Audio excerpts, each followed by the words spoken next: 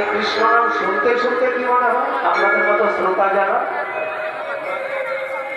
মায়েরা শুনতে শুনতে মনে হয় কর্ণ ক্রৌর করম্বিনী ঘটায়তে করুণার মধ্যে স্পৃহা।